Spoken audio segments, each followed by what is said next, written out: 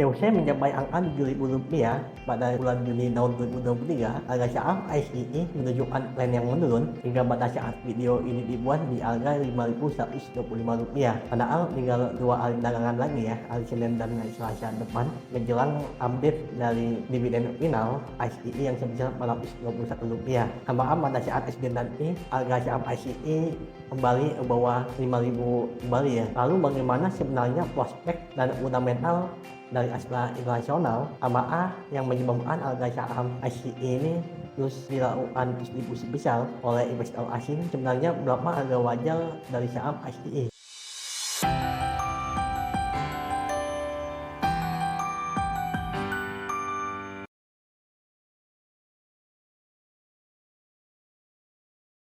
Halo semuanya, kembali bersama saya Dawi Jaya di channel Explain Investasi. Pada kesempatan hari ini saya akan membahas prospek dan fundamental dari pasar internasional dengan kode saham ICE berdasarkan kinerja kuartal 1 tahun 2024, dan juga nanti saya akan mencoba untuk menghitung harga pemilikan investor asing di saham ICE kalau 31 Maret tahun 2024 itu sangat mendominasi, tapi sebesar 45,71% dari jumlah investor institusi asing itu sebanyak 1.153, dan ini termasuk dari pengendalinya ya, Jardine Harriott dan Alex Limited. Sedangkan investor lokal itu sebanyak 152.000 investor ya, dan memiliki dalam kutip hanya 5% dari saham ICE. Dan angka ini bertambah ya dari 3,6% pada Desember tahun 2023, dan juga jumlah investornya juga bertambah ya. Sedangkan paling lagi dari investor asing institusi itu sebenarnya jumlahnya tidak berulang ya pada kuartal ini, dari 87,4% pada 31 Desember 2023 itu menjadi 85,71%. Jadi ada benarnya ya bila ada yang mengatakan bahwa menyebab saham ICE ini mengalami penurunan yang cukup signifikan dan harga sahamnya susah naik karena institusi asing itu mengulangi pemilikannya. Untuk aspek internasional sendiri terbagi dalam 2 segmen ya. Tetapi bila dilihat dari kontribusi pendapatannya, 2 segmen yakni otomotif dan MJ itu mendominasi 82% dari total pendapatan ICE. MJ ini adalah alat berat, mining, konstruksi, dan energi. Penjualan dan batubara yang dilakukan oleh United Tractor itu masuk ke dalam segmen ini.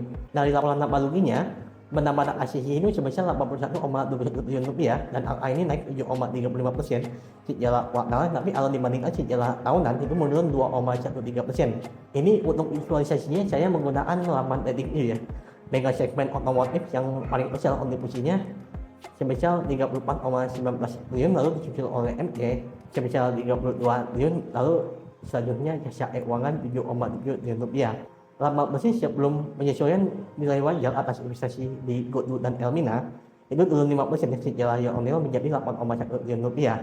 Sedangkan laba bersih yang diatribusikan pada entitas pemilik induk itu sebesar 7,4 triliun rupiah atau turun 14% secara year-on-year. Segmen MJ menyumbang laba terbesar bagi ICE ya sebesar 2,79 triliun rupiah, meskipun angka ini telah turun 15% secara tahunan, dan lalu disusul oleh segmen otomotif sebesar 2,75 triliun rupiah atau turun 9% secara year-on-year.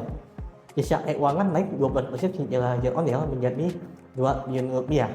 Terlihat bahwa dari 3 segmen ini, segmen otomotif itu memiliki net profit margin atau margin laba yang paling kecil, sedangkan jasa keuangan itu margin labanya atau net profit margin ya itu yang paling besar mencapai 26%. Laba bersih atau earning per share dari ICE itu dari Rp215 menjadi Rp144. Terus profit margin dari ICE menjadi 21,65%, margin laba usaha menjadi 12,5%, dan net profit margin menjadi 9,19%. Jadi secara tren itu mengalami penurunan. Sebelum kita membahas koleksi laba dari masing-masing segmennya, kita melihat sekilas dulu arus as dan balance sheet-nya. Arus as dan aktivitas operasi itu sebesar 13,1 triliun ya. Kalau dibandingkan secara tahunan itu memang menurun. Tetapi bila kita lihat secara kuartal mengalami kenaikan ya dari Rp500 miliar. Arus as bersih dan aktivitas investasi negatif Rp6,3 triliun.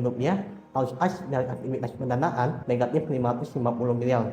As dan skala as pada akhir periode sebesar Rp47,7 triliun. Sehingga arus as saham sebesar Rp1.178,01. Sementara itu dari sisi balance sheet-nya, total aset ICE sebesar Rp460 triliun dan reliabilitas mengalami kenaikan dibandingkan kuartal sebelumnya, begitu pula dengan ekuitasnya. Ekuitas sendiri lebih besar ya dibandingkan dengan reliabilitasnya. Penghasilan net aset saham itu sebesar Rp1.153. Sekarang kita masuk yang segmennya ya, karena ASI ini merupakan perusahaan aglomerasi yang sangat besar. Untuk memproyeksikan laba bersih dari ASI ini, kita proyeksikan lebih dahulu masing-masing segmennya.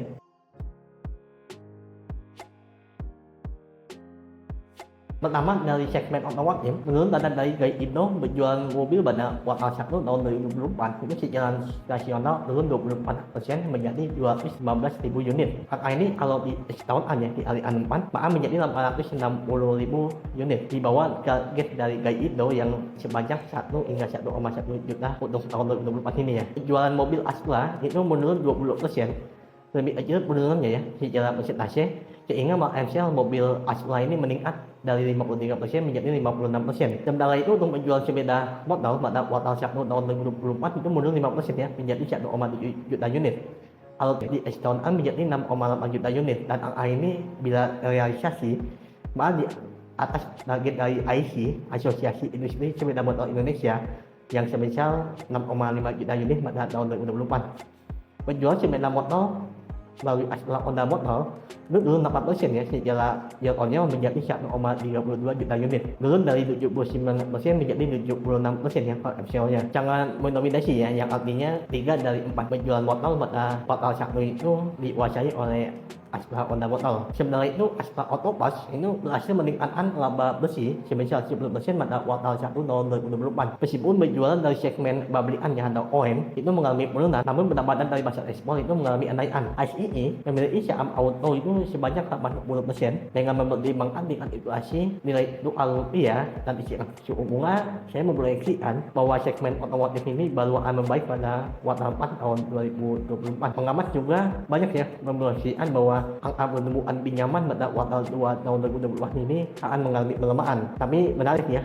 kita tunggu dulu bagaimana hasil dari pinjaman atau total pinjaman dari bank-bank besar ya, seperti Bank BCA, Bank Mandiri, dan sebagainya untuk bulan April tahun 2024 ini. Maka proyeksi laba segmen otomotif pada kuartal 2 dan kuartal 3 itu tidak mengalami kenaikan yang signifikan ya. Bahkan lebih besar kemungkinannya untuk menurun atau lebih rendah dibandingkan kuartal 1 tahun 2024, karena pada kuartal 1 kemarin ini kan momentum lebaran ya, yang mana biasanya penjualan otomotif itu lebih tinggi menjelang momentum lebaran. Jadi proyeksi saya untuk penjualan pada kuartal 2 dan kuartal 3 itu masih lebih rendah sekitar 10-20% dibandingkan kuartal 1-nya. Lalu untuk proyeksi kuartal 4-nya itu akan lebih baik 10-20% dibandingkan kuartal 1-nya, sehingga proyeksi laba bersih dari segmen otomotif ini sebesar 10,5 triliun rupiah ya untuk 2024 setahun penuh.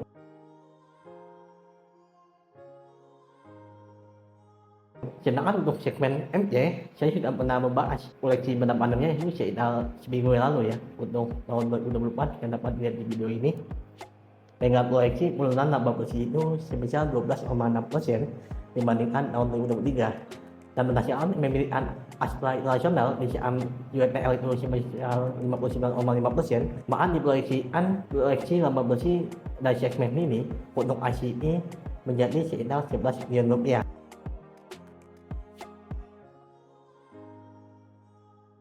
Dari segmen jasa keuangan, untuk pendanaan roda 4 Astra Credit Company atau ACC itu mengalami tren penurunan ya dari segi jumlah unit dan nominalnya. Sedangkan TAF itu mengalami kenaikan, dengan kenaikan nominal itu lebih besar juga ya dari kenaikan jumlah unitnya. Kontribusi laba bersih dari pembiayaan roda 4 meningkat 3% menjadi 571 miliar rupiah. Sementara itu untuk pendanaan roda 2 mengalami kenaikan tipis. Laba bersih dari Federal Internal Finance atau FIF itu meningkat 17% menjadi 1,1 triliun rupiah. Dari segi value, dari tiga grup ini mendominasi segmen jasa keuangan dari ASII ya. Seperti yang telah disinggung sebelumnya bahwa segmen ini menyumbang margin laba yang lebih besar dibandingkan dengan segmen otomotif dan MC. Sedangkan untuk prediksi saya itu masih sama mirip-mirip dengan segmen otomotif ya, terjadi berlambatan dari penjualan roda 4 pada 2 kuartal berikutnya, lalu akan kembali membaik pada kuartal 4 tahun 2024. Dengan mempertimbangkan kuartal 1 tahun 2024 yang laba bersihnya itu meningkat 21% secara year-on-year, maka proyeksi laba bersih untuk segmen jasa keuangan ini menjadi sebesar 8 triliun rupiah.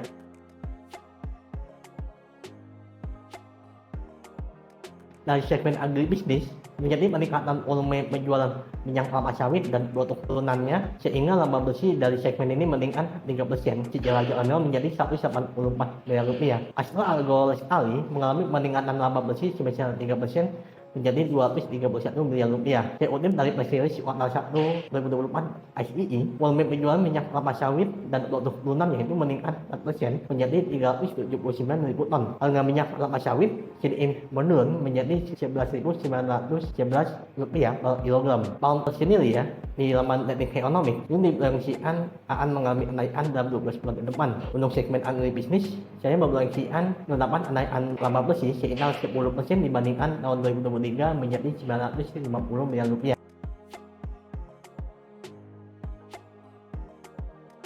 Untuk segmen infrastruktur dan logistik menjadi peningkatan laba bersih sebesar 24% secara year-on-year menjadi 251 miliar. Yang menurut manajemen, hal ini dikarenakan peningkatan kinerja bagian bisnis logistik di jalan tol. Dan yang observatif, saya memproyeksikan laba 2024 tahun penuh pada segmen infrastruktur dan logistik ini bertumbuh 5% ya dibandingkan tahun 2023 mencapai sekitar 1 triliun rupiah.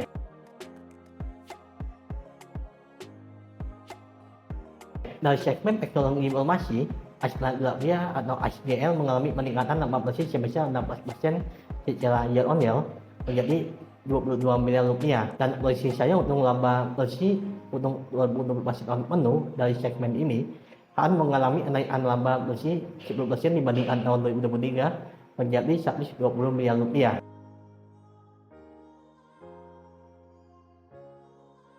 Lalu selanjutnya dari segmen properti, saya kutip dari press release ya, pencetaan laba bersih relatif stabil menjadi 45 miliar rupiah karena tingkat hunian di Menara Astra menjadi menurun 5 unit di Almaya Residence. Dan proyeksi saya untuk laba bersih 2024 tahun penuh dari segmen ini hampir sama dengan capaian pada tahun 2023-nya, yakni sekitar 140 miliar rupiah. Berdasarkan proyeksi laba bersih 2024 tahun penuh berdasarkan masing-masing segmen ya, maka didapatkan proyeksi total laba bersih untuk SII untuk tahun 2024 tahun penuh menjadi sebesar 31,71 triliun rupiah dengan proyeksi laba bersih AMI itu sebesar 744,76 rupiah. Sebenarnya bila kita menggunakan rata-rata BI rasio saham SII dalam 5 tahun terakhir yang sebesar 11,05 kali sebagai nilai wajar, maka harga saat ini di 5.125 sangat undervalue dengan potensial upside itu hampir 70%. Namun aliran dari segi fundamental, Astra irasional dan prospek ya untuk sepanjang tahun 2024 ini, karena arus batubara yang melemah dan juga dari penjualan otomotif ya yang diproyeksikan penjualannya masih akan terus melemah dalam 2 kuartal selanjutnya, dan juga ditunjukkan dengan net profit margin dari SII pada kuartal 1 tahun 2024 itu single digit. Maka bila menggunakan minus 1 standar deviasi rata-rata BI rasio saham SII 5 tahun terakhir yang sebesar 8,32 kali menjadi hal yang wajar ya sebagai dasar harga wajar saham SII. Oleh sebab itu didapatkan harga wajar saham SII dengan mengalihkan proyeksi earning per share tadi menjadi sebesar Rp6.529 atau Rp6.525.